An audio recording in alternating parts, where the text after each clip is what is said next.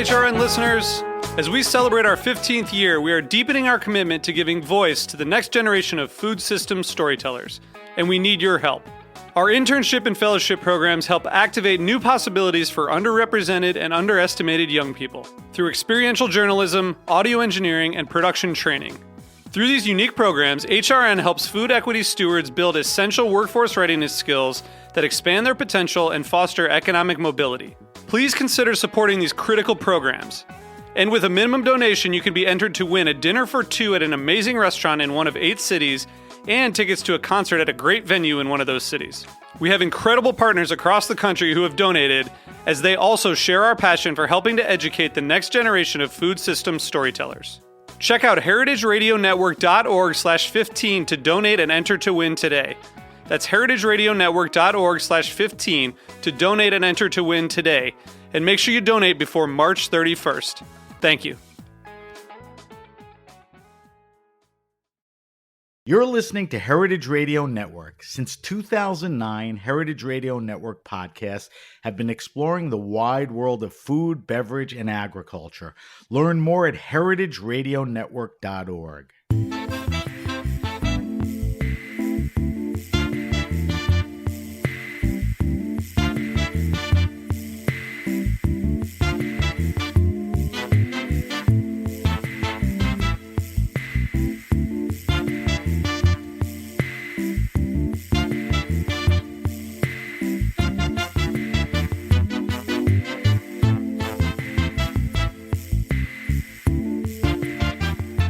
Welcome to the Grape Nation, your weekly wine journey. Our guest is Chiara Pepe. That's her full name. That's the last time I'm going to call her that. We're going to talk to Chiara about Emilio Pepe, Abruzzo, wine, her wines, and a lot more. We're going to taste, and this knocked me off my chair, a 2000 Montepulciano d'Abruzzo that Chiara brought in. I'm your host, Sam Benrubi. Stay with us for the Grape Nation on the Heritage Radio Network. We bring wine to the people. Chiara Pepe is a third-generation winemaker in Abruzzo, Italy. Her grandfather's grandfather made home wine in the basement dating back to the late 1800s, eventually becoming the Emilio Pepe Winery in 1964. One of the most highly regarded and sought-after wines in the world. Chiara, along with her mom and sister, run the winery, with Chiara overseeing the land, vines, grapes, and cellar. She farms biodynamically with no intervention in the cellar and is a magician with Trebbiano and Montepulciano d'Abruzzo. Chiara's in New York to pour at the Character Salon, and she's been doing a few other events, which we'll talk about. Welcome to the Grape Nation, Chiara. Thanks for having me, Sam. I'm excited to sit across from you. I've been very much aware of your wines, drinking them and buying them whenever I can. And I'm excited to be face-to-face with you to talk about everything. We're talking in New York. Chiara's in town to pour wines at the Character Salon, and she participated in a panel on agriculture. Mm-hmm. What else have you been doing in New York? Eating and drinking. Okay. It's a good spot to do that. Kind of better. Catching up with friends. Okay. But is it fair to say you really came in to be part of Character? Indeed, yeah. Okay. Yeah. When are you going back? On Monday. Okay, and So it's a short Friday, so she has the weekend to party. All right, before we get into the wines, the winery, everything you do out there, I want to talk to you about 3 things, all right? I want to talk to you about your personal journey, sort of when the wine thing started and how you got here. I want you to tell me a little about the family winery, more of a chronological history. And then I think in a little bit when we start talking about the wines and the vineyards, frame, where Abruzzo is and what's going on there. So let's start with, tell me your journey in life and wine that got you really to where you are today, which is a family winery running side by side the best thing with your mom and your sister. It is. When did the wine thing start for you? Yeah. So it's interesting because everything happened in a very natural and organic way in some sort. Makes sense. We live on top of the winery, so there's never a distinction in within wine life, family life, and like everything it's So you intermingled. grew up, I grew up at the winery. Yeah. like born and grew up, little kid running around. Yes, Okay. yeah, Sorry to interrupt. And like the estate when I was growing up, it's very small. It was just grandma and granddad running the whole thing, and they had 4 actors. And so I was basically, my mom would drop me at grandparents and I would hang out with them, whatever they were doing, whether grandfather was pruning or whether they were both bottling, and I was just sitting around with them. And so I kind of like got a very natural feeling of what wine life was, that never felt that felt natural to them and normal to them, and I kind of got that sense of being part of that thing. And so slowly I grew up, and I started traveling with grandfather a little bit while he was traveling How around. old were you? Very early, 14, 15. So a young teenager. Very young. He had the presence of mind to say, "You're coming with me. Let's go." He would always be, very, he was very smart because he never let us feel the pressure of like working into the winery or taking over, but he was very good at passing on the passion. So that, let us very free Smart. to, travel, do other things, study something else. I didn't study enology. I studied, business. That's completely different. Where would he take you traveling? We went to Australia. Grandfather loved Australia. Oh, so some pretty cool, funky, far places. Not like Trentino, Alto. No. Like We, plane and, Yeah. on the other side of the oceans. We came to New York since, yeah. And basically what attracted me back was passion and not sense of responsibility, for instance. So he was very smart in doing that. His plan worked. So what happens? I mean, how do you Happened, pursue that? Little by little, I started, traveling by myself and spreading the gospel and talking about the wines. And till the point, and I completed my studies and I kept doing that, till the point in which talking about wine wasn't enough anymore for me. I wanted to make wine. And so happened like this series of things that happens in life. I was at a tasting in which I was sitting next to Aubert de Villaine on one side, and and I asked him a question, and I asked him, if you go back, what would you study? And he wrote me on a little paper a course in Burgundy at the university. Basically, you were planned to go to school just 1 day per week, and the rest of the week you had to be in the vineyards. And I've enrolled right away, clearly, as Aubert On his said. recommendation. Yes. How old were you then? I was 26. Okay. So later on, I had completed my studies in economics, and then I kept, working for the estate, and then I Did basically. you ever have other outside jobs? No, I've always so you're worked always for the tied estate. to the family. Yes. Okay. And then I enrolled. I moved to Burgundy, and I started working and studying enology and viticulture. And I spent 1 year there, and I think it was the most enlightening period that I've had so far in terms of accumulating a lot of knowledge in a very fast way and a lot of information. Because Burgundy is a community where people Right. are very excited and happy to share thoughts and share little details and share winemaking ideas, and Community. It's a community. It's a very good place where to learn and think about wine, and everybody wants to share and drink all the time. So you have opportunity to taste a lot of wines and to walk the vines of Le Lubis Leroy and see what they're thinking and see what they're doing. And so you have a lot of inspiration altogether, combined with everything I grew up with. So the knowledge that I gained just by watching and observing and living in a winemaking family. So I came back, and that's when I took over viticulture and Was the winemaking. program a year or was 1 year. less and you stayed around? So you did the full 1 year, program yeah. and it was fairly intensive? It was intensive because of the context. Right. It was Which you described a little. yeah, and so I came back, and I was very excited, and that's when I did my first harvest at Pepe in 2020. Oh, 2020? Yeah, That's it's just only, 4 years ago. I didn't realize it was, Yeah.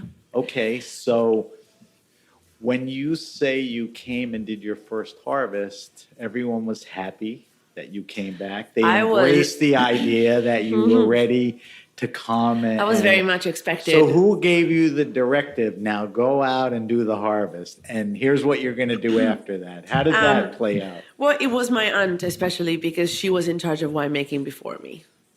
And there was a point in which. That's Sophia? Yeah, correct. Okay. Correct. That's And- your mom's sister or? Indeed. Okay. Yeah. So my mom and my aunt are the owner of the estate today. Right. But she was vinifying before me, and she took over from grandfather.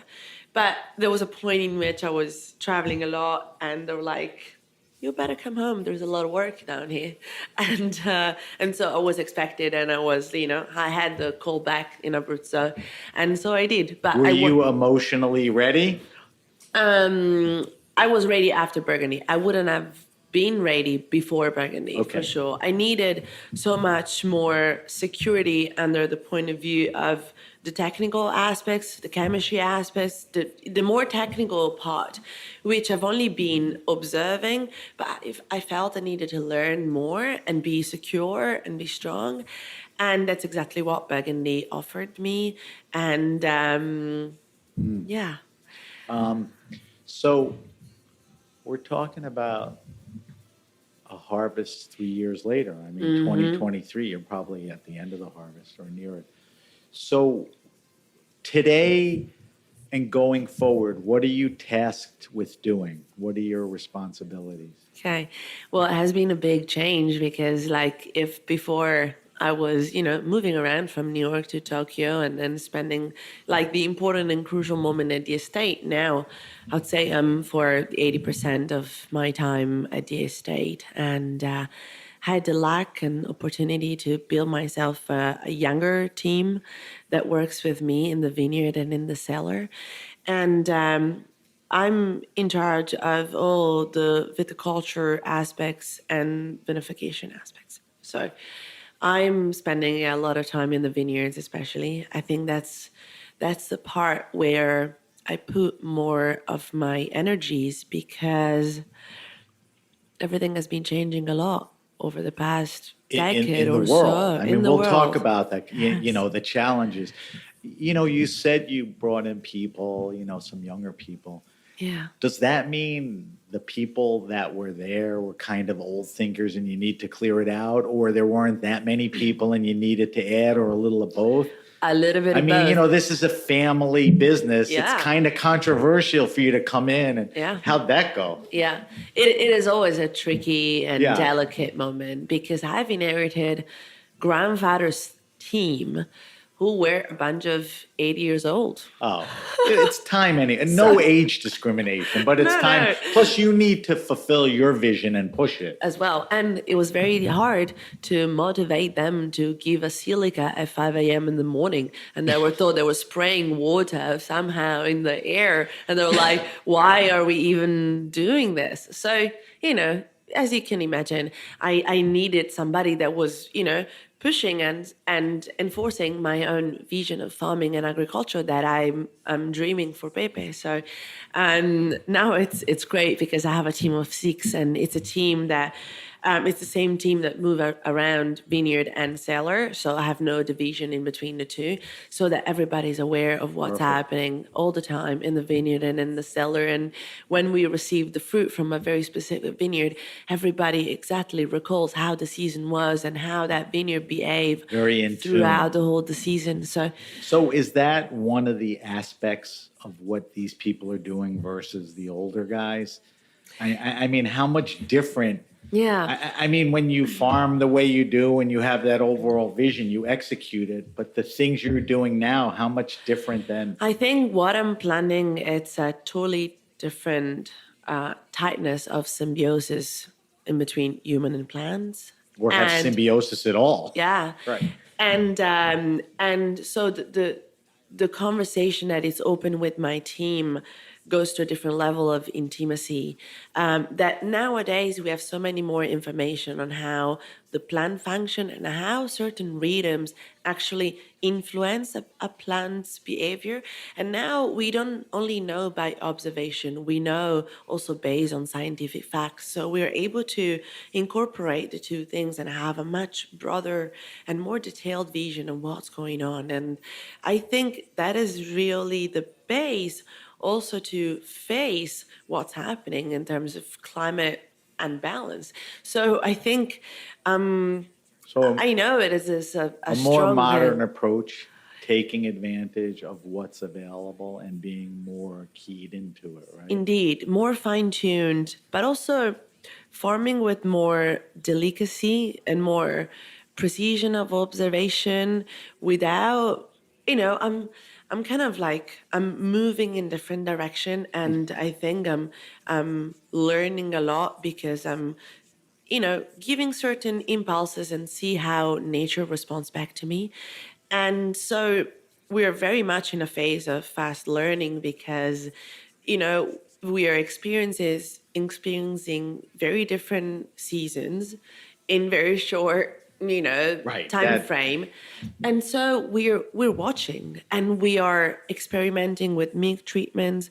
We are like slowly but surely going almost completely no tilling without being extremely dogmatic around it. And so, like, all those things require certain things to be in place in order to build up to what you want to achieve. Is anyone, whether it's your aunt, mom, or anyone else, is anyone standing over your shoulder, saying, don't do that or try this? Or you're basically out there with your crew, like you said, figuring out what you think is best? How does that work? There are two things that I always think is that I've been given a lot of freedom by my family. They've been incredibly open-minded, and grandfather was the very first one who pioneered something completely weird in Abruzzo. Back in the days, nobody was aging wine in Abruzzo. Nobody was still planting in pergola. Everybody was transitioning to like modern ways of So, planting. so before you get more descriptive, because I want to spend more time on that, that's a good segue.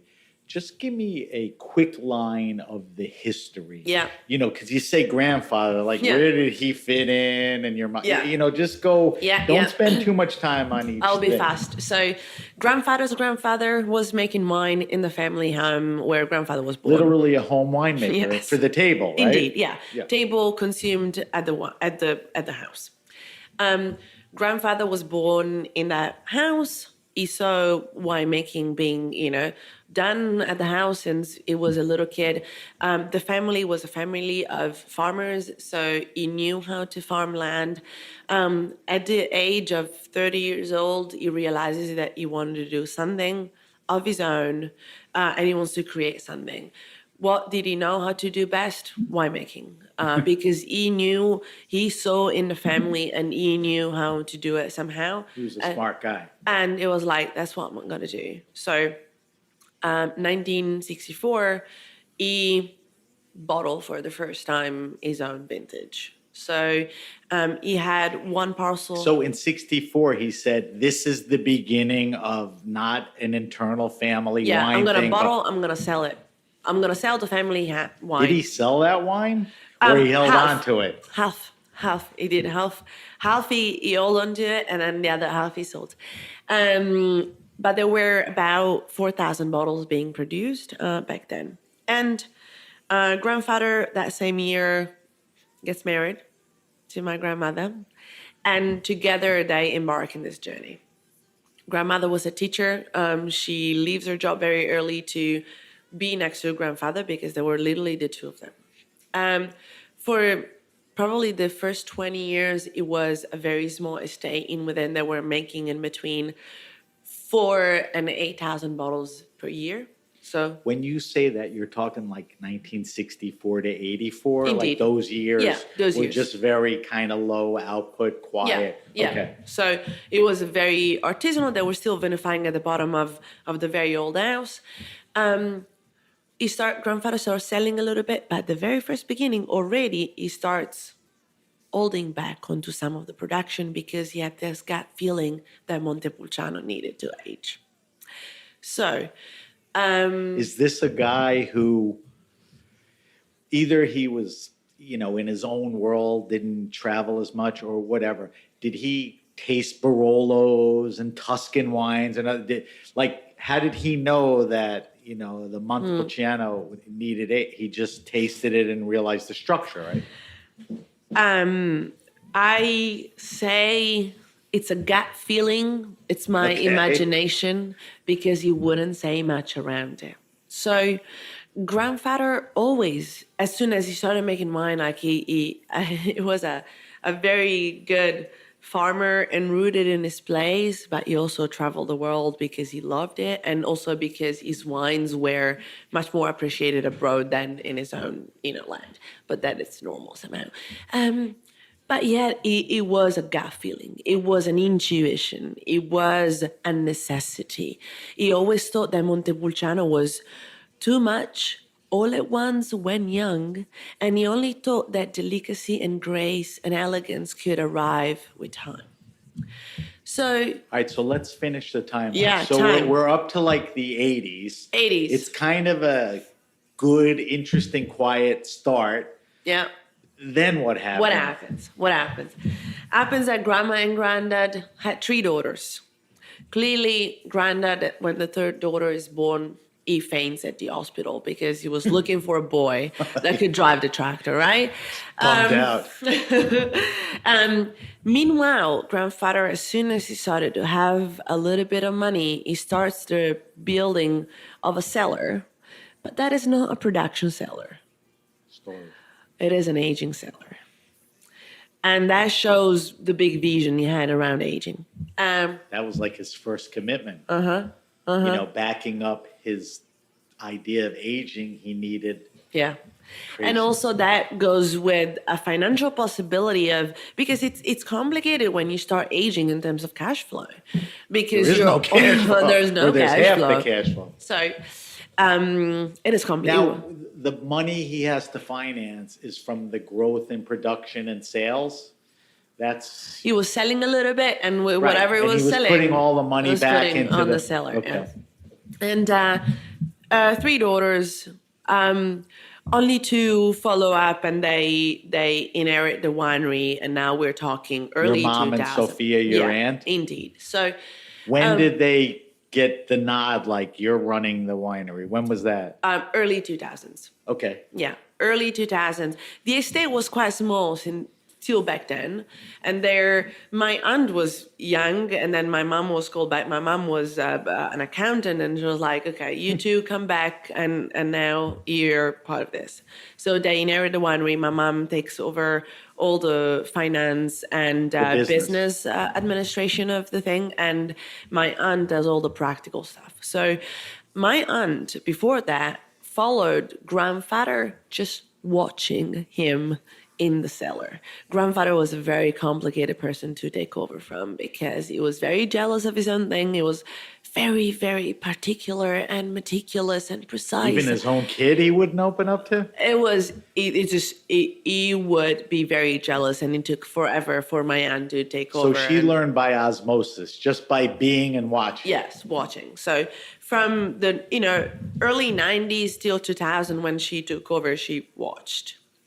And 2000 was her first vintage. We have that bottle in front of us. Yeah, here we We'll are. talk about that in a little bit. And both of them have been running the winery since, and grandfather been observing and being very, watching on us. And so, yeah, and now in 2020, me and my sister came into the winery and being like, part of things. So now, in fact, there are 3 generations working together. When your grandfather passed, right? No, still Wow, watching how on old is us. he? 91. And is he 91. a Both healthy grandma. 91 or Healthy 91. Healthy does 91, I he? have to say. He is That's still awesome. I walking wasn't up the sure. vineyards, walking up the vineyards. He's still like, not active anymore. Like, so it's like he would ask questions, but So he doesn't bug you? no, not any longer. He doesn't But, roam around as much? but has been a long time of that. All right, so So that is the that excursus. brings us up to it. Now we can Yeah. talk about all the cool, fun, interesting stuff. So, a nod to your grandfather. I mean, he certainly was ahead of his time, in all the research and, talking to people. One of the things we're going to get into that you talked about a little is he did not interfere with the natural rhythms of the vineyards and Yeah. even the vinification. Yeah. Is it fair to say, and I think the answer is yes, that you practice the same styles out in the vineyards and, in your Absolutely. winemaking, right? Absolutely. So let's start outside in the vineyards, okay? You're farming organically and biodynamically. So the question is not what is biodynamics. The question is what are the elements or how do you farm biodynamically? There's the whole Rudolf Steiner thing. Yeah. Wasn't your grandfather farming organically and somewhat biodynamically before there were even... So tell me, that carries over what you do. You talked about your own crew and changes. What does that mean to people? Because that's really a cornerstone of what Pepe is that, it's thoughtful, sustainable farming. I would say grandfather would farm his vineyard like gardens. He would always, like, I remember being a little girl and seeing him spend just a lot of time walking the vines, and, putting the leaves up. But he would be like there, immersed a lot of time. And I think partially quality of observation comes through that, I agree. through being immersed in nature, in within your own vineyards. And he would always radically refuse any use of chemicals, both in the vineyards and in the cellars. So those were the very first base ground of Emilio Pepe, spontaneous fermentation, and wines that I've never seen any Explain what weed killer. spontaneous fermentation is. That's just using the natural yeast on the skins that exist. Yeah, Okay. absolutely. There, Where some people were bringing in and adding yeast. to me, notion of terroir includes and has to include the use of natural yeast, because that changes every year. So if you respect seasonality and you want to make wine that have a sense of place, well, those yeast are indigenous to your own place and nobody else's. Was the observation looking around that most people, maybe after the war started farming with chemicals, or a lot of people had a similar sensibility? It is complicated to say. I think it's very much of individual act of sensitivity and respect towards land. It is very true that within the late 60s and early 70s, industrialization arrived in the farming world, and clearly all of a sudden you had those huge tractors and you have weed killers and machinery, which and has an impact on the land. yeah. Chemicals. Yeah, all of a sudden in the 70s. But tell everyone why people use chemicals. The output. I mean, the Cutting end result corners. was terrible, but I think it's poor knowledge of the results and cutting corners. right. I think there cannot be any cutting corners in farming, because you will leave a mark written into your land. And unfortunately, and today we know what is the impact onto our health and to the microbiome of the soils when those chemicals arrive.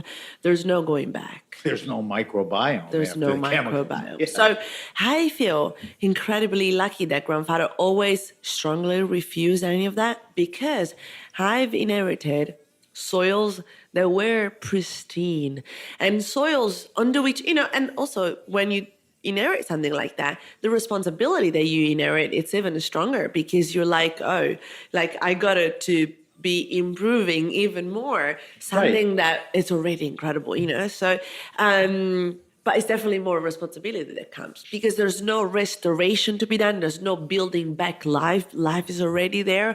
How do you elevate a system and an ecosystem that is already in place? So some people inherit property where it was treated, and you can, to some extent, bring it back, right? Not really. It's very complicated, It's complicated. or it takes So so you, long. right? You never had that challenge, Yeah. but you feel the responsibility as a steward to Yeah. keep it, and make it better. So what are some of the things you're doing? I mean, you're like hand picking. You mentioned no Yeah, machines. of course, no machinery. What's, There's a lot of things that I'm experimenting, and as I said, especially in the farming area, because what you do when you inherit a winery that has been running for 60 years and people know Emilio Pepe through a sense of artisanality and sense of place and wines that can age for a very long time. So you have a certain legacy related to that in a climate that is radically changing. So to me and my interpretation and vision is, first, I have to keep the project alive. so you said, and I thought this was very interesting, and this is where you're going. You said you are a daughter of global warming. Yeah. And you are, I because what you inherited physically is now subjected to this challenge, Yeah. right? So what are those challenges, and what do you have to do? Yeah.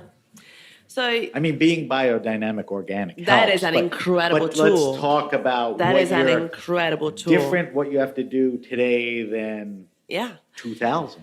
And to me, is that, as while keeping grandfather's project alive, I still want to be delivering the same idea of wines that he was making.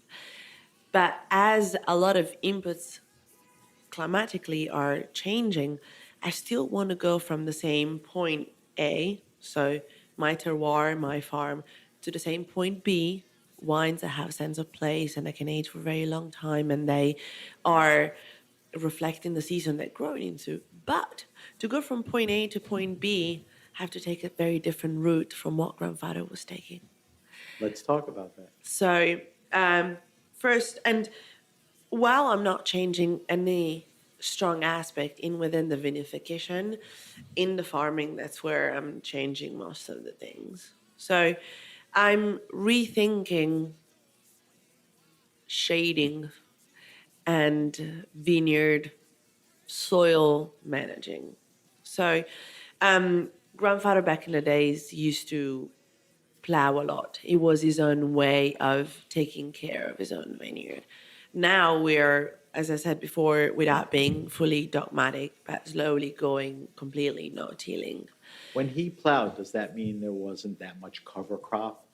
Yeah. Because you would break it up? Yeah. And So you're going in a different now direction. the idea is to plant a lot of different essences, a lot of different greens, which through their root system, they interact with the soil and they build different kind of structure and compounds. And then I'm folding all those herbs and essences in order to create a natural mulching and a permanent cover crop. So this is allowing me to retain a lot of moist into the ground, but also allowing me an auto reseeding for the next growth of those permanent cover crop. And that has been functioning very well in very dry season, but as well in very rainy season when that cover crop or that mulching that had like nothing had been cut and all the roots in place helped to keep the soil in place and not being washed out, as I had like all my neighbors that had their vineyard washed out, their topsoils down into the bottom of their valley. And another aspect been working on is different kind of treatment. I've been experimenting treated with milk.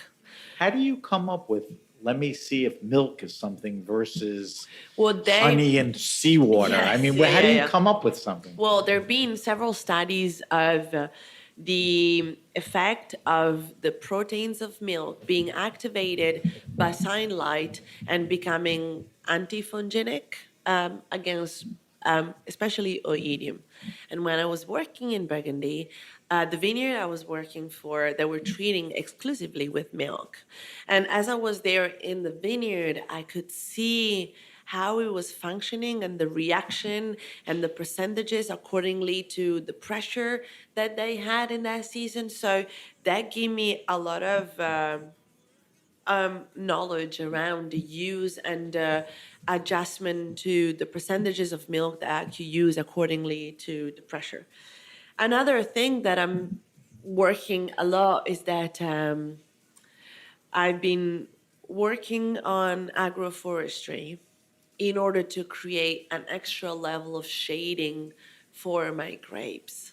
And grandfather was already working with pergolas, so a canopy protection, and the grapes were growing So that, talk about that for a second. Is that vertical farming? vertical. When farming. people imagine vineyards, they see these low sideway things. You're literally going the other way. It's a Yes. taller plant with a little different Yes. canopy.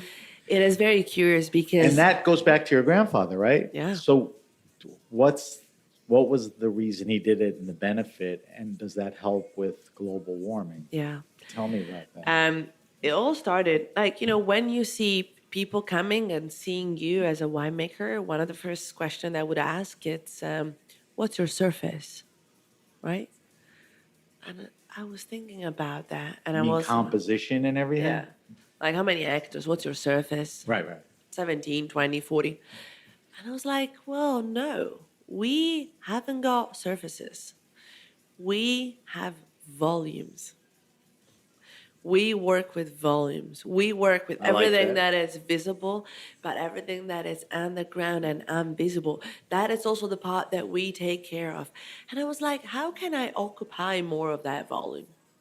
Because there is this tendency of the vine to, reach towards the light. And grandfather was already working on the pergola. He loved the pergola. He thought that Montepulciano could perform the best through a pergola because the grapes were only getting ripe in the shade and the skins was remaining very thin and the quality of tannins very elegant.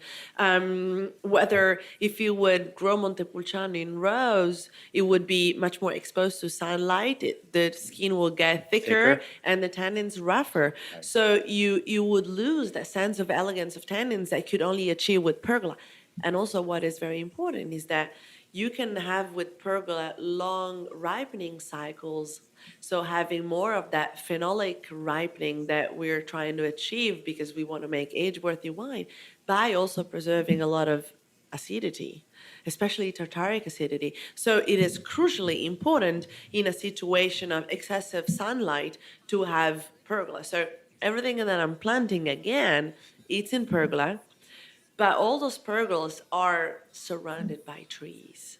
So that will Which go is that higher forestry up. you're trying to. Yeah. So that's literally planting trees around the vineyards Yes. that didn't exist? Yeah.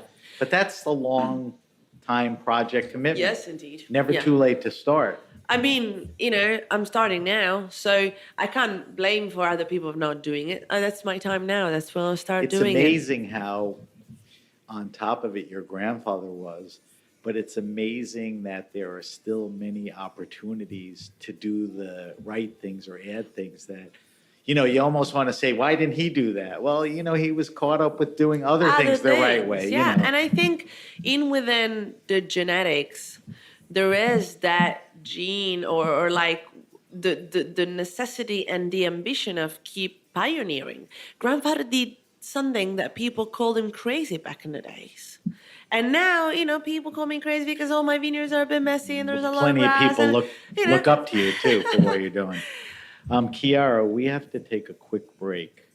But when we come back, I want to finish up out in the field. I want to talk about, the actual grapes. We talked a little about Montepulciano d'Abruzzo, Trebbiano. You grow a couple other grapes. Those are indigenous grapes.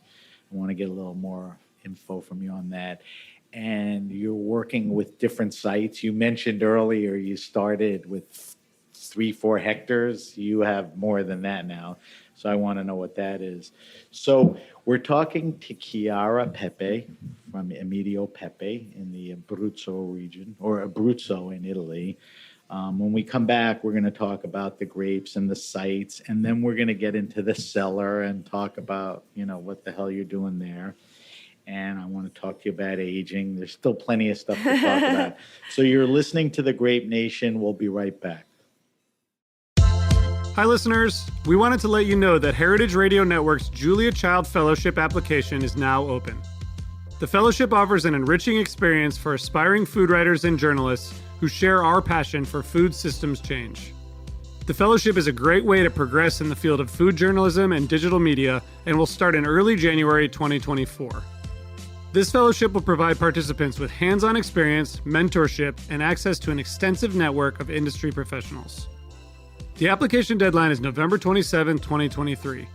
Check out heritageradionetwork.org and click on the Julia Child Foundation Writing Fellowship link to learn more. If you or someone you know has interest in food studies and journalism, this might be a great fit. Go to heritageradionetwork.org and check out the application today. Thank you.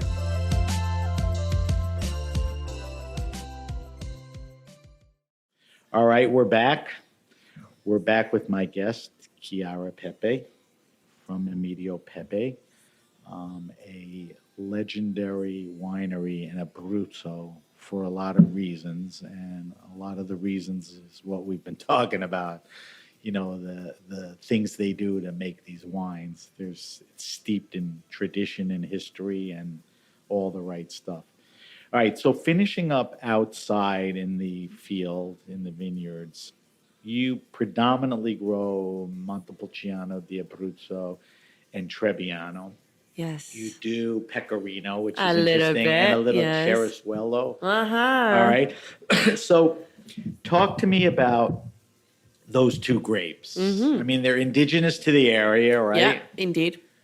So grandfather planted those and inherited some of Montepulciano grapes vine back in the days, and then he planted more. He always replanted through muscle selection. So when we talk about Trebbiano d'Abruzzo, is the Trebbiano Abruzzese clone. Trebbiano is one of the most extended and planted families in Italy, and you have Trebbiano Spoletino in Umbria, Trebbiano Toscano in Tuscany, and Trebbiano Abruzzese, which clearly grandfather would say is the best of all. But it's a great varietal that comes in a loose bunch, and the berries are fairly small with a very transparent, almost translucent skin, very, very thin, and normally has beautiful high acidity. Montepulciano, it's also a great varietal that we tend to protect from sunlight because we want that ripening would only happen through photosynthesis, and then the sugars will go through the grapes through sap and never direct contact, because it can get fairly rough if exposed through sunlight. And we love to pick those two grape varietals when they're ripe, because we think that the message of terroir, sense of place, happens when the grapes are phenolically ripened. And so, through that idea, we try to make sure we extend the ripening cycle without alcohol getting too high. And we've always been vinifying them in the same exact way that grandfather thought of at the very first beginning. So Trebbiano d'Abruzzo grapes, together as the Pecorino, are crushed by feet, and we do spontaneous fermentation in concrete. The concrete tanks are lined with glass to make the container perfectly neutral. So you jumped right into that. You put things in concrete containers, which is a big thing about Yeah. Pepe. Yeah. But I didn't realize the concrete is lined with glass, so Yeah. there's not that direct exposure to the Yeah. concrete At and the all. oxygenation you No get from the. porosity whatsoever. The idea for grandfather was always to preserve, well, first, not to have the container influence the wine. Right. That's And why I never glass is used neutral. neutral. Grandfather always say the glass is the house for the wine. And that's why he made wine in glass lined concrete tanks and then he aged them in bottle. There's always glass all the way through our wine life. So that's not unusual. You use whatever vessel you want, oak, concrete without glass, glass. But he ages in the bottle. Plenty of people age in the bottle. In a few minutes, we're going to talk about that. It's not sitting there for a year, which Yeah. is an important aspect, excuse me, of what Pepe is. So finish up. So Yeah, and Montepulciano is hand destamped. So we destamp by hand, and the idea to destamp by hand is because we want to keep a perfect integrity of whole berries. so the machinery or other processes would compromise the berry. Well, now you can probably buy the most expensive machines, and I That could do will it be for a you. little less. But for our production, You're stuck in your old ways. and for like, Right. and a lot of people are asking me that exact question. Like, well, you're 30 years old, and you know that you can have access to all the machinery possible. And I'm like, for the amount of grape that I make, I love that like 6 people for 7 days only that would destam The grapes. destemming with 6 people is Yeah. a 7-day process? Yeah, by hand. But we touch each punch. It's Like, part how of what incredible you- is that? And I love to do it myself. I will never exchange me doing that for 6 days in a row with a machine. Like, it is, I can't do that. And I love doing it personally. So I was like, oh, I don't know if it's a nostalgic thing or it's like, but I love to touch the grapes. I totally I'm get it. waiting for it's that. your like- literal connection. You don't do whole cluster or anything. ever. No, because I'm doing some experiments here and there just to have fun because that's what we need to Why do. not? Yeah. Why not? But on a general base, and I think Montepulciano can do that in very specific year, but normally the full phenolic ripening of the berries arrives much earlier compared to the phenolic ripening of the stems. So if you would include the stems, you would have a lot of green and pyrazine that they're not necessarily, needed. I also think that with the hand destemming, we achieve an incredible quality of whole berry situation in which the day after of the incubage of the berries, I have no juice for a pump over. Wow.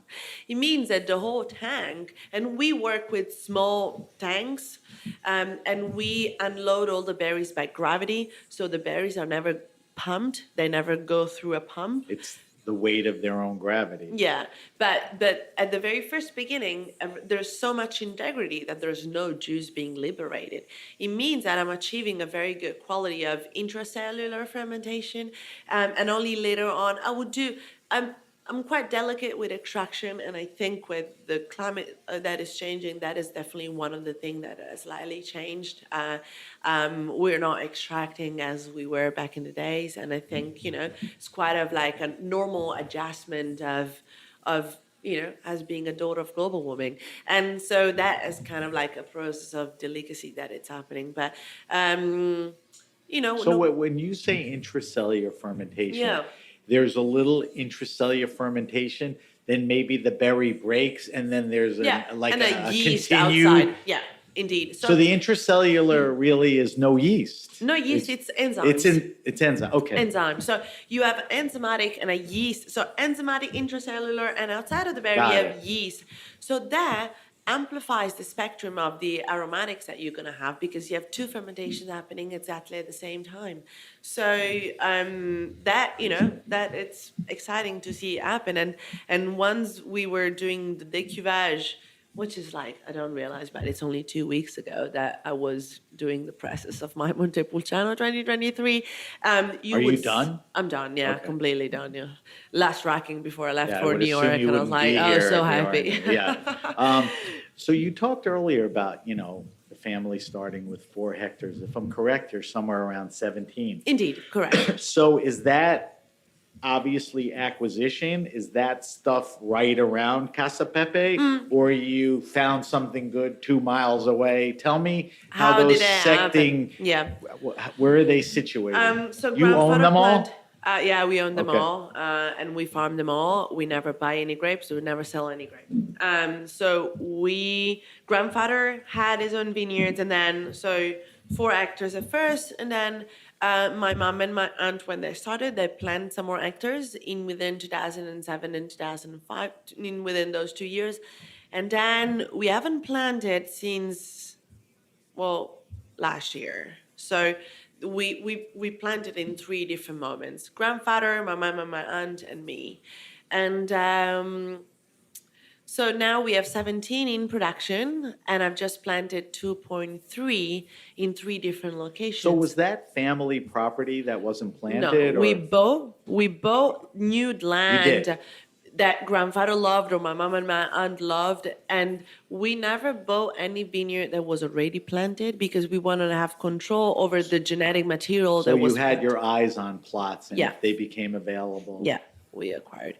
And now we're done, but we're planning to expand the land that we own in order to plan crop rotation around our vineyards. So my dream is to have each of my vineyard being sandwiched with crops that are not vines, but we cultivate, and we cultivate biodynamically. And the result of that cover crop is going to nourish the family, the team, and the whole agriturismo, the biosphere. hospitality that we have. So nowadays, we have 10 hectares on top of the 17. We have 10 hectares of crop rotation, and within I plant sunflowers, fava Which will beans, contribute to the whole environment. chickpeas, and we. Well, we'll talk about weeds. that later. Yeah. You do a lot with chickpea and flour and all Yes, that, which yes, is, yes. very exciting too. So it's all farmed. It's all your land. Like you said, you don't buy, you don't sell. That's exciting. Let's move into the cellar a little and discuss how you vinify and cellar your wines. Yeah. You talked about we're not beating up the terms organic, biodynamic, and you're just doing it by practice, and like hand picking is course. really, you don't Yeah. want you don't machine the land and all that. What steps, you talked about a little, what steps do the grapes go through when they get to the cellar? They're foot trodden and then dumped into the concrete? Yeah, straight away. So this is for the whites. So the idea is to have a very quick stimulation of skin and juice at the very first beginning to allow the juice to have everything that it needs for complete its own spontaneous fermentation, but also to have the basis for long-term aging. So there's a stimulation, and then only the juice goes to ferment. So You there's pull no the farther. skins out. Yeah, there's no farther How maceration. long is that? 45 minutes for 300 kilos of grape. That's it? That's it. The contact and the skin stay Yeah, 45 minutes, and then they're it's out of there, Yeah. and then that gives you the. Yeah, I like to start with a rich must. We normally, there's never any débourbage, so I make the juice ferment, and grandfather historically made ferment with like a very rich situation. And the first racking happens only after mallow. So everything ferments in concrete. Tell everyone what Malolactic fermentation. Tell So them what that is. we're transforming. We never block or inhibit the malolactic fermentation, which is It's something that happens naturally. Spontaneous You fermentation. can control it. You let it go naturally. yeah, because otherwise, like, you could block it through a lot of sulfur, but this is Right. kind of not what we're And doing. letting the wines go through malolactic fermentation adds what to the wine? Makes the wine I'd say more tender. People use the word creamy sometimes. Creamy, yes, because you're transforming the malic acid into lactic acid, which is a less strong acid. Softer. So it makes the wine, yeah, a different texture. Like, yeah, it becomes creamier on a textural level Right. and more integration, I would say. So you use indigenous yeast, which is not adding outside yeast. It's the yeast that naturally occurs. Um, Obviously, yeast is so important to the process. Huge. Don't you need to sort of protect the area, which I think is what you're doing, so that you'll always have these healthy yeasts? I mean, Yes. you want a healthy biosphere, right? So the way it Because if that happens, stops or it's not, you're screwed. the way it happens is that life is all around us, right? Right. And and you're creating a balance and an equilibrium in within everything that you have. Yeast, they are out there in the nature, and then you bring the grapes back, and the strains of yeast, they come into your cellar and they settle in. But they are what they are. You don't They are what manipulate. they are. You cannot pick the ones that you like better than others. But you have to you take them all. analyzed? There's all kinds of Oh, yeah. different crazy Yeah, for shit. sure. It's Yeah. not like a mono thing where it's pretty much the same. No. There's all kinds. You have like Does that vary vintage to vintage? vintage Weather to vineyard, controls it. vineyard to vineyard. Vineyard to vineyard. Vineyard Makes to total vineyard, sense. yeah. What's around it. And we've been having fun in analyzing the DNA of those strains of yeast that are contributing and participating to our fermentation. Interesting. And it's quite exciting because it actually you have those ambient cellar yeast that because they are in the cellar they will contribute to all your ferments, but you have those little strains that are endemic to one vineyard in one season, and that's what make the wine reflect the season as well. Plus the site and the plot Yeah. too. Oh, yeah. Because that strain may Yeah. be different than whether it's sunlight, exposure, And it's irrigation. very fascinating to see how they work throughout the fermentation because you have the very little yeast that would start at the very first beginning and they would only act for like a couple of hours and then the whole family will die and then another one will take over and then they will die and then the third one and like that for like 40 different strains, 40, 50 different strains. And in a cellar where never any selected yeast has been introduced, you can clearly imagine that there is a huge population coming into the ground. Do you think you guys obsess over yeast more than other wineries? Oh God, I don't know. I love it personally. But Like I don't hear people, I mean, I spend my people pay evening- attention to a lot of things. That's one of them. But you seem to be very focused. I spend on the my yeast. evenings during fermentation watching into a microscope. So, two things. That's very good and important to your wine, but you got to get a life too.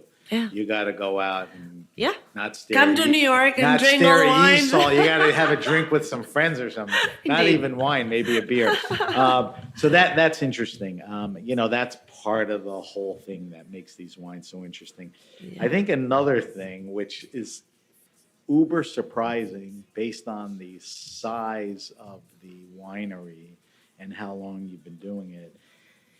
You have a cellar, which you talked about, your grandfather built a space of, what is it, over 350,000 bottles of multi-vintage wines.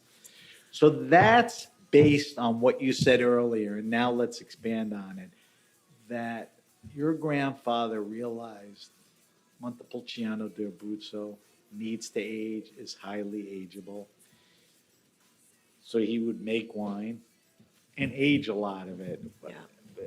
Tell me about that. Cellar is today packed. We have no more space, so we're do you building a do? new Oh, one. you are? Yeah, and that shows also like grandfather proved it right. Like time proved him right, and at the very first beginning, nobody had done that before. Nobody It had. wasn't economically a good idea. No idea. God Right. knows. But he consistently aged a good chunk of his production. Consistently. Year after year, year after year. Not knowing how that was turning out to be. So if you think of vintage, these arbitrary numbers. There's 4,000 bottles. Yeah. 400 cases, whatever. He'll decide, I'm going to take 40%, 30, half of that, age it, and the other would go to the market. Yeah, historically half. Yeah. Historically, half. But it's sort of almost a contradiction because he believes the aging benefits the wine, but he's letting wines out in the market. Yeah, because in the end, it's still some money. Well, of course. But I guess some people would drink it within a few years. And Yeah. a lot of people, if they knew the wine, probably laid it down yeah. like he did too. Yeah, and that's kind of why it's happening nowadays. We're still operating with the same system.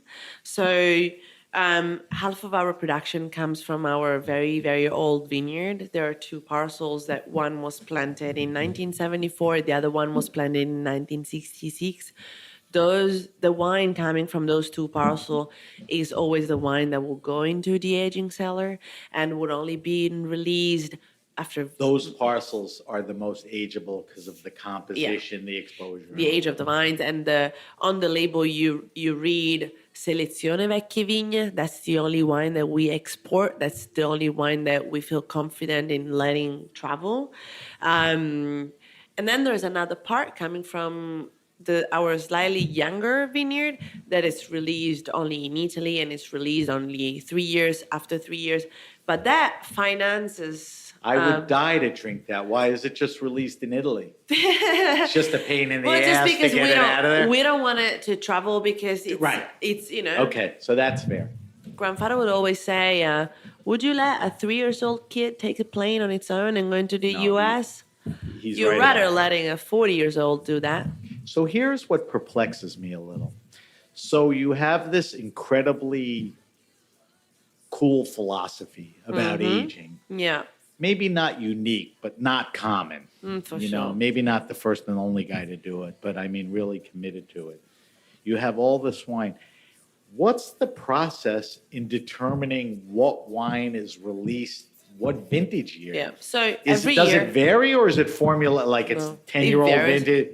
It varies. It varies. And So is that by tasting yeah, or? we do one tasting. I release my allocations the first week of January, and normally through Christmas, the whole family, we taste everything that it's in the cellar.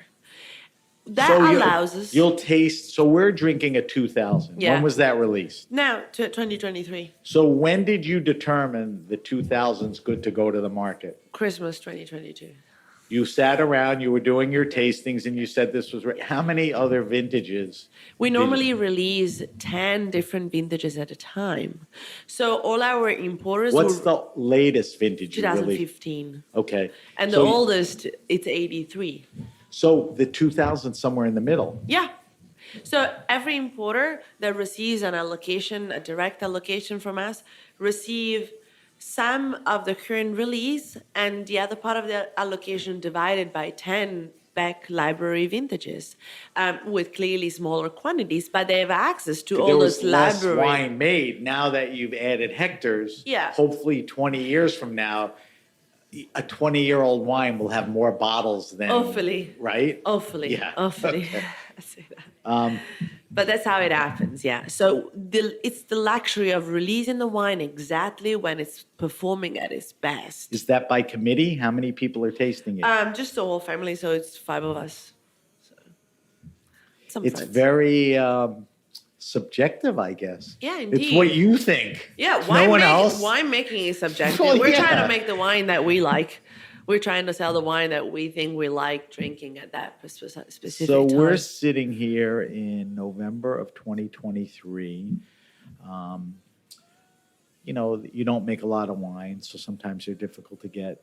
So the current newest vintage you said is what? 15, 2015, yeah. And then, like you said, you go back to the 80s and all of that at different levels. I run into this a lot, and it's been happening where a wine is so terrific for all the right reasons. It's made well, it's made thoughtfully. Specific things go into it, like the way you age it and all that. But here's what happens. There's not a lot of it made. That makes it hard to get. and there's this secondary market, not necessarily the one that you control, that makes it expensive. Like you don't participate in that. A restaurant will buy your wines that serves it for what you sell it for. Hopefully, you could raise the prices through the years because of supply and demand and all that. But they can go in. Doesn't that drive you crazy, or it's It just does. something in wine you have to accept? Is there It does. anything you could do, or It does. Spreading out information is definitely one of the best thing to like inform buyers that they should only buy through official distribution because everything else it transcends my control over temperature, over quality of travel, over the wines that I decide are ready to drink. If I'm releasing certain wines only in Italy and I'm bottling with very little sulfur because they're not meant to travel, and then I find them in New York, that pisses me off because it's I. who's doing that? Somebody's buying it there, and secondarily, and that doesn't benefit the quality of the wine, which is why For you use sure. the words "it's pissing me off." That's not the product that you want. But once I inform every buyer that they should only buy through our official importers who receive an allocation and they have the exclusivity over paper in New York, then it makes it easier because you have a lot of knowledgeable people knowing exactly what they're buying. And who they want to sell it to, Right. who should get it. So Polaner has been your importer for forever. Well, they share similar sensibilities Yes. to what you do and all of Yeah. that. I think that's fair, but if people want to try your wines, the best opportunities would be at certain restaurants that understand, believe your wines, and go out of their way to get it. Yeah, they And I mainly guess go through certain gastronomy. retailers, Yeah, some retailer, but there's no other way really. There's no online, there's no mailing list. Yeah. yeah. I mean, New York, we're in New York, but there's a big country. New York's easier to, Yeah, everything. You know, can acquire find them these easily wines in New and all York, of that. for sure. That's interesting. That frustrates me because Burgundy's been like that, for years. Whoa. All right, so we got to wrap up. I want to ask you about a couple more things. One thing that I'm so impressed with is in doing the show and talking to people and tasting wines, and if you just focus on Italy, that I think the greatest winemakers are women. I think you, Elisabetta Foradori, Acapinti, We're a bunch of girls. Stella Di Campalto Yeah. are not making good wines. They're making Great and wine. some of the most interesting, Yeah. and thoughtful wines. And I don't want to let that go unnoticed because it sounds like at your place it's women running the place. That's a lot of women. I think you yeah. mentioned your brother Oh, may jump women, in a yeah. few years because Yeah, he's yeah. younger or whatever. Yeah. But I think that's awesome. It And is. like I said, It's incredible. All right, It's so cool. so let's, before we wrap up, talk to me about two things. There's a very cool hospitality aspect about Pepe. Yes. And there's some incredible products, food products Yeah. that you're making. Yeah. And I know that because a lot of wine people in New York and Psalms, whenever they get their hands on stuff, whether it's the flour, they're posting the crap out of it. Can't wait to cook this tonight and all of that. Yeah. So start with hospitality. Yeah. There's something going on the property. Yes, and it's my sister's domain. So she's in charge of this. It was the house where grandfather was born, and we turned into 7 rooms and a Oh, neat. restaurant. And the restaurant is pretty much a farm to table, extremely well executed raw produces that we farm and we grow on site. So we have a biodynamic garden and we grow our wheats, and our chef makes incredible sourdough bread. And So you have little fields of wheat Yeah. that you're making your flour? yeah, of ants and wheats. Same philosophy that occurs in wine, and it Yeah. goes into food production, right? And so in the kitchen, they're extremely careful in treating those produce with the utmost respect. And my sister pairs with all our wines, and so people can come and stay And there's this little corner in Abruzzo of, how we live at Pepe. And It must be incredible. she's an incredible host. Wait, are the and wines just Pepe wines, or you bring in? For now, they're just Pepe. I gotta But get there before you change your mind. No. For now, it's our Pepe, and the menu changes every night because what we Based on ingredients what available. we pick every day is different. And Does the it have a pairing- specific name? Agriturismo e Medio Pepe. Yeah. Okay. So it's like it's All right. it's all on the same site, Right. and so my sister changes the pairing every night, and it's a very informal place with an incredible quality of produces. I'd say. So if I lived in that area, I'd eat there every night. I hope and assume it's busy. It is busy. We have a lot of New Yorkers coming. It's incredible yeah. to see. Like it's Well, yeah. but we have collectors from all around the world coming to spend their summer holiday there because they want to learn more about the wines and have access to a lot of back vintages that they don't find abroad. And so it's kind of like an incredible place where they can, explore and learn more about all the vintages and then see what we're doing in the cellar and walk the vines and, Incredible. It's incredible that you make that accessible to people. Tell me about the products. We talked about Yeah. wheat. You make flour, So when I pasta, said oil. my dream is that every vineyard should be sandwiched by fields of non-vineyard thing And grow these type of things. yes, so everything that can nourish the family, the guests at the agriturismo, and my team with healthy, highly nutritious food. So we are on a long base crop rotation of 5 years. So one crop doesn't go back into the same field before 5 years. And I grow a lot of different To stuff. regenerate the land and everything? Yeah, and to have like a long process. And we go lentils, chickpeas, fava beans, those we don't eat, it's very good for nitrogen absorption of the soil. Sunflowers, because they're beautiful. And Fields of them? fields of them. That's yeah. cool. And then we do Ansin wheats, and we do a durum and a tender. The durum is for pasta making. We make Senatore Cappelli, that it's pastified by an artisanal pastificio and makes very low temperature and long drying pasta that it's like incredibly high quality and bronze extruded. So we make our own pasta, and the flour that has been using at the Agriturismo for bread making and all the handmade pasta that we make and the cakes for breakfast. Wow. Olive oil, we have around 600 trees of olive trees. Of Older trees that have been on the property, or you planted them through the years? they were planted in the middle of the 80s, so Okay. they're not extremely old, but No, but that's- fairly. they have And some they're age. all a mixture of varietals, and we press them cold, and so we make some olive oil. So basically, at the Do you send them out to be pressed, or do you have you No, we make don't have a wine on press on premise? site. Yeah, we The don't. olive oil, you send the olives. Yeah, and basically at the Agriturismo, on certain period of the season where our biodynamic garden it's very, productive, they manage to serve 85% of everything that is grown on site. Wow. 85%. It's incredible. That's awesome. That So- should be a formula for everyone. And I think this is also replicating Abruzzo farming style of back in the 60s, Right. because each family had a little field of wheat, a little olives, and a little wine, and now we're making everything to sustain the family. It's like it's autarky, and that's what I'm trying to reproduce on a scale of a farm that has a team, has importers all over the world, and has people coming to see, and so I'm just trying to multiply that, but not changing the concept really. Right. One of the things I mentioned to you earlier that I realized we didn't discuss, and do this in 2 minutes or less. Mm-hmm.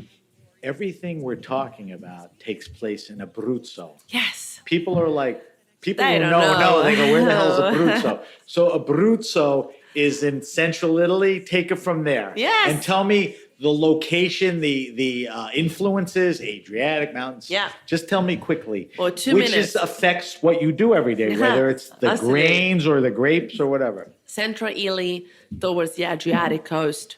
So east side. If you think of Rome and you draw a line towards the Adriatic coast, that's exactly where we are. Okay. We are on the northern corner that borders the Adriatic Sea. On the east and to the north, it's Le Marche region. So we are in the northeast part of Abruzzo. Abruzzo is a region that for the 75%, it's mountainous, but also has 300 kilometers of coast. So basically, where we are 10 kilometers from the Adriatic Sea, and we are 80 kilometers from the peak of the Gran Sasso mountain, which is the highest mountain of the Apennine range. So in Both within, influences. yeah. So in within 90 kilometers, we go from 3,000 meters to sea level. So you can imagine it's very steep, and there are a lot of current of winds going back and forth accordingly to the temperatures and the pressures. But it's a very windy area, and where we are located, it's a lot of rolling hills. Formation, it's alluvial, has the mountains were formed of the Apennines. You know, the So sea alluvial retracted. soils? Alluvial soil. Okay. The sea retracted and the mountains being washed out. A lot of alluvial, creating those rolling hills that basically it's the only cultivable space and within the mountains that cover most part of Abruzzo and the sea. Is that 2 minutes? Yeah, less, but it sounds like a pretty special place. I mean, love- not the only place that's surrounded by coastal influence and mountains, but one of the few, and the soils there are very interesting. All right. I told you that I won't let you leave here without you doing my wine list. I ask every one of my guests the same 5 questions, and you need to answer them, and I'm going to give you some advice. Don't take a long time. Don't dwell on your answers. These are spontaneous answers. If you can't think of something, you can't think of something. So Okay. here's the first question. First question is, what are you drinking now? What's in your fridge? What are you experimenting with? Are you shifting because the seasons are changing? What now, not always. I have to mention a specific wine. You could talk, you're like, champagne, whatever. Brunello. So do you always drink Brunello, or you're drinking a little more now? Why? I'm drinking it now because it's fall. Okay, so that's a seasonal change, heavier wine. And one of my favorite. And nowadays, I'm specifically drinking the Rosso from Paradiso di Manfredi. Like that, that's the easiest pick on my the Rosso fridge. from which vineyard? Paradiso di Manfredi. Okay, the Rosso, not the Yeah. Okay. Because we can talk more about Rosso and Brunello, but No, I'm on all right. that. That's Yeah. another show. Give me something else you're drinking. Different than Brunello. right now I'm also drinking Cabernet Franc from Loire because I'm thinking that is Chenin? that is a very interesting vision of understanding freshness coming from variety and not from acidity. I leave you with that. The Loire does it right. All right, second question, maybe the goofiest one in the bunch. What is your favorite wine and food pairing? Not what you think is a good wine, but what do you like? Is it your own wines? Is it something else? Champagne and oysters? I mean, what's, and obviously you don't eat it all the time, but when you do, it's like, oh, this is roast chicken and Burgundy. It goes well every day. What's your favorite wine and food? I would say very good Sauvignon from Jura and Comté would bring me to heaven all the time. Wow. So I don't think anyone's ever answered that, but I think that's really good. The grape goes great with the cheese. Yeah. The cheese has some character. Yeah, It's not aged that Comté sharp, but it's and salty and Sauvignon. That's a good one. Yeah. You did good on that one. Good. All right. Third question. And this question could be around home, in your travels, but what I want to ask you is your favorite wine restaurant and or bar. And let me preface a few things. What's a place you go into that has a great wine list? Maybe it's just a wine bar. Maybe it's a restaurant that has a great wine list. The vibe in the place is great. The people are knowledgeable. It's cool. What's a place like that? Now, I don't want you to think that if you mention something, you left friends out or these are your top. What are some places that you feel good about going into? Is there There's anything one that locally comes to start? very All right, fast in my mind. answer that. The first one is a place in Piemonte What's and it it's a called? restaurant where just a couple runs it. There are two people running that restaurant, Those are the places I'm looking and for. they have the best financiera, which is this dish made out of offals that is very typical in Piemonte. To me, that Awful? Organ meats? yeah. You like that stuff? Wait, let me finish with the Okay. wine pairing. Don't yell Because at me. that is this, and Marco, the chef, to me, makes the most incredible version of it. And when I go there, I would pull a bottle of Accomasso, Rocca dell'Annunziata, and I'll be very happy. That's it, huh? Certainly an interesting answer. What anything else? Anything stick out in New York, or if you're in Rome or Europe? Are there other Another places? place that it's very dear to my heart is a place right in front the house where I was living in Burgundy, Beaune, and it's a place called La Dilettante. Sure. It's one of the greatest wine bar in the world.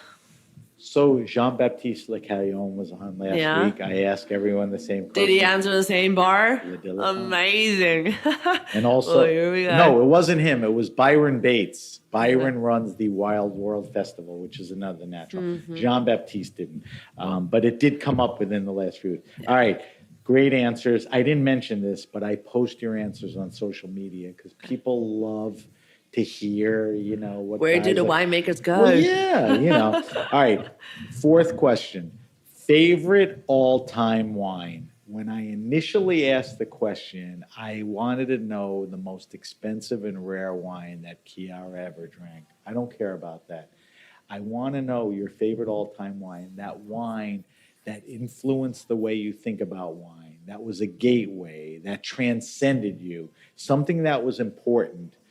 Is there a wine or two that you drank that is just so important to how you think about wine now? Yeah, What? there are two. What? There are two. Okay, two was good. As a young girl, I had '07 Brézé from Rougeard. Clos Rougeard? Clos Rougeard. Rosé? Brézé. Oh, Breze. And that changed a lot of things. What was it And the about other it? You one- had never tasted anything like that? He rang a lot of bells in within. Okay, that's a great answer. What do you know about '07? Did you taste the '07 because that's what was It was around? pre-Malo. Okay. It was in 2010. Closure changed cellar, and the previous cellar was much colder. Malo wasn't running because So the this is cellar sort was of the super- old school stuff. Okay. What's the second one? Soldera, Gianfranco Soldera. What year? Anything? Or just in general? I had a bunch because I did a whole study around them, and Would you say that's one of the best Brunellos made? So I think it's one of the very Best best wine wines. Italy has ever produced. Okay. Not easy to get either. Those are great answers. And like I said, I'm going to post them. Final question, and this may be a little harder for you than other people. The question is, I want you to recommend to me the best wines, a red and a white, around $15, $20, $23 US retail. And like Will, my son, was here earlier, he can't show up at a party or a dinner with a crappy supermarket wine for $11, but he can't Yeah. afford 45, 50 either. So what wines? You can go by category, you can go by maker, whatever. What red and what wine are the best quality to value in your mind? Did I stump you? It's a complicated question. Like It's a Muscadet very in tough- France is very reasonable, and if you get the right stuff, it's stuff I like think you also find a lot of like value in Chianti. That's a common answer because it's a real answer. So Chianti for red is a great answer. Some are more than that, but you can find stuff around that range. So that checks the box for red, which is usually harder for most people. Where are you going to go with white?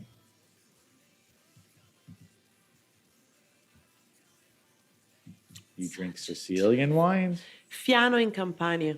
Okay. So Campagna and Fiano. Yeah. Good answer. All right. did pretty good. Awesome. You God, did that pretty was good. stressful. I didn't mean to stress you out. All right. No, they so weren't. We're almost at the end, and I like the fact that we saved this for the end. We do a feature at the end of the show called the Weekly Wine Sip, where we taste, evaluate, and talk about a wine. And in my mind, it's crazy not to have a winemaker bring their wine and have them talk about it.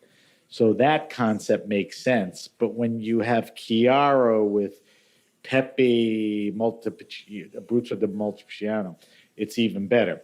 So whether you get mad at me or not, I'm pouring a little more because I drank some. In Magnum. In That is Magnum. also. So I will set it up and you will talk about it. So Chiara was kind enough, we use this old Italian term, to schlep around a Magnum bottle of the 2000 Montepulciano d'Abruzzo from Emilio Pepe. All right, let's talk about this wine a little, and then we're going to taste it. So this is one of the current releases that you evaluated should be released. Yeah, I think it's in a very sweet drinking spot right now. I think early 2000s are now showing particularly well. They are in that evolution stage in which they've gained complexity and they still have a lot of energy and they're calling for food. And I think they're in a very sweet spot because like they get more exciting in the nose and still they have, tannins that got, more imbalance in within the structure and they still have a lot of liveliness and freshness to it. So I'm looking at this wine and I'm drinking it, and we're going to talk about color, nose palette, and all that. But all of that, it's still a very energetic, young wine. Yeah. It's terrific in that sense. There's no real sense of, any kind of aging. I'm sure now from when it came out a few years later, there's for some, sure. but the fruit is there. Yeah. The tannins are there. What was the 2000 vintage like? It was a very balanced season with a very warm summer.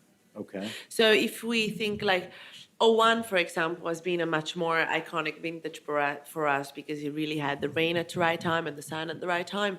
And this was exactly the same, just with a warmer summer. And only yesterday I was saying, oh, is it 2000 a warm summer? A warm vintage. I was like, yeah, we can call it a warm vintage, but our conception of warm season has been totally changed Now versus what it was. Because Yeah. now I've had 2021 being warm, and by warm I say 70 millimeters of water since bud break till harvest time. That is warm. That probably, we call it warm, but wasn't the same. I know. Like It's- we even changed like our idea of what is warm. It's a so- whole different thing. Yeah. All right. So let's do some evaluation and talk about it. Let's give it a sniff and we'll throw it over the tongue and you'll tell me stuff. So the color Yeah. for a 20-year-old wine has virtually no bricking. This is basically, and you have to tell me this, I'm almost asking. This is basically similar to the color on release. I would say Lighten up a little. Yeah, But it's lighten- holding color nicely. Holding color. Normally, there are wines that age very, very slowly Okay. because they've never received any sort of oxidation in the earlier stage. They've never seen any oca or any microoxygenation, so they tend to retain energy for a very long time. For sure. All right. Let's stick your nose in there and tell me what descriptors you get on the nose. That is so tricky to say to a winemaker. That. Well, don't make me come over there and twist your arm. So a couple things. Yeah. That's fair to say that. Yeah. But I still need you to help me. There's two things. What are the typical traditional nose Elements. aspects of Montepulciano d'Abruzzo? Yeah. Red fruit, Would I say, dark fruit. Yeah, you normally have a lot of red fruit. Like Right. I see like a lot of cherry here. It's so Cherry. funny when you reported Yeah. the cherry thing grew Cherry and out. chocolate, I'd say. Yeah, not On- strawberry or cherry and chocolate right now. Definitely That's what you chocolate. have, yeah. That's this too. Yeah, But that's you'll this get too. that in the wines, but and it can a vary. brighter version Right. of them, Right. and What else is in there? they're always like unless they are rainy vintages like 2002, 2013, and 14. What does the rain do? They bring them on a floral profile, but normally they're on a fruit profile. So rain will bring more floral out? Yeah. So you'll Yeah. know a rainy vintage. Yeah. All right, let's go mouthfeel. I think these wines are beautiful in the mouth, but they're not these glycerin-y, unctuous wines. They're medium. Yeah. Yeah, right now you have like a solid tannin integration. Like Unbelievable. tannins are there, present, but they create this velvety sensation all around your mouth, and with a kick of acidity that is still there and brings freshness and brings length. All right, so that's the mouthfeel. Let's talk about the palate. I need you to do palate descriptors. Do the palate descriptors replicate a lot of the nose descriptors, or is there cherry on the palate? What Sam, else? you're better doing this than me doing this, really. I suck at this. Same Go I ahead. do. I get the cherry on the palate. I get the red fruit. I'm trying to think of what else. That subtle stuff that I'm not good at. What else? Well, for me, like historically, I've always learned to taste wine texturally, and now I taste them texturally, and you have a lot of that leather thing Yes. coming up, you know? That's what I'm looking for. Yeah. What you know is there, but you can't describe it. Yeah. For sure, even in the nose a little. All right, so this wine, what's a good pairing with this wine? Woo, lamb. You need Lamb? to have lamb with it. Okay. This calls for lamb all over Okay. it. I'd say stewed lamb, Stewed lamb with lamb, peppers, a rack, olives, leg, yeah, all yeah. that stuff. Yeah. Because it stands up to a little of the lamb gaminess, meaty, Yeah. a little fat. Yeah. All of that it Yeah. pairs well with. Yeah. So if I say to you, who's your favorite kid, that's an unfair question. Yeah. But when you look at the 2000 vintage, where Yeah. do you, Navigate. is that one of the better ones? Was that a tougher one? Or- Oh no! This was one of the solid, more iconic Okay. vintages that This we've is had. a really So, solid, very Pepe. To Pepe, me, right. Very Pepe. which is really, describes what we really do. all you want. Yeah. All right. So, like I said, I will post Chiara's wine list answers, and I will post info on the wine that we tasted. Let me do a quick wrap up, and I want to get some information from you about a lot of the things we talked to. So if you have a question, suggestion, wine happening, or event, hit me up at sam@thegrapenation.com. That's sam@thegrapenation.com. Subscribe to the Grape Nation podcast on Apple Podcasts, Stitcher, Spotify, or Google Podcasts, or wherever you go to get your pods. Of course, if you like the podcast, leave a positive review. You can follow us on Instagram, where we post a lot of the stuff I've been telling you at @Benrubi, and on X @Benrubi. Two different handles, but you can always reach us with the hashtag The Grape Nation to find us on both. We are also on Facebook at The Grape Nation. As I mentioned, we will post Chiara's wine list, those 5 questions and her great answers, and the weekly wine sip. I'll give you more information on the wine that we tasted on our social media sites. All right, so Chiara, where can we find more information about you? If people personally want to follow you on Instagram, like what's she up to? So- and where can we find more information on Emilio Pepe, which includes the wines, the agro-tourism, the Yeah. products. So there's a lot of different things there. Where do we, Well, easier to, keep all the updates and the write-ups and all the news that we have, and our thoughts on farming and agriculture is on Instagram. I'm Emilio Pepe, and okay. that's me Is running that the an account that you control? That Yeah, one? it's me personally. Because I know it's your name. Yeah. It's me So personally. you think it's that the I do. winery, but it's So, you. yeah, But all it's the a little of write-ups, everything. And website www.emiliopepe.com. It's where all the bookings of the agriturismo happens, and all the, but like the deeper stuff and the vineyard maps. The food products, are they available in the U.S. or you have to order them? Every now and then. We make such a small quantity for Okay. now that it's complicated, but hopefully in the future when I expand my project of farming. Right. which Will a be. lot of exciting things in the future. Yeah. And we talked about the wines. The wines are at, certain restaurants. The importer feeds them to certain retailers and all of that. It's not a secret that the production is not high. They're very sought after, so they're not easy to get. I didn't bring Chiara on to tease you, to get interested in the wines and not be able to get them. One way or another, you will be able to get them. But I think it's important to know the commitment and the history and what's going on over there and how Chiara's carrying the torch. So I want to thank you for coming on. I've been looking forward to this. I will see you tomorrow at Character. Good luck with Amazing. that. I hope one day to be trotting through your vineyards. That would be I mean, lovely. I would go out of my way. If I was in Kazakhstan, I would take a flight for Abruzzo, Amazing. That would be lovely, So Sam. thank you to Chiara Pepe for taking a generous amount of time to talk about everything. Thank you, as always, to our engineer, Armin, and everyone at the Heritage Radio Network. I'm Sam Benrubi, and you've been listening to The Grape Nation. The Grape Nation is powered by Simplecast. Thanks for listening to Heritage Radio Network, food radio supported by you. Keep in touch at heritageradionetwork.org/subscribe.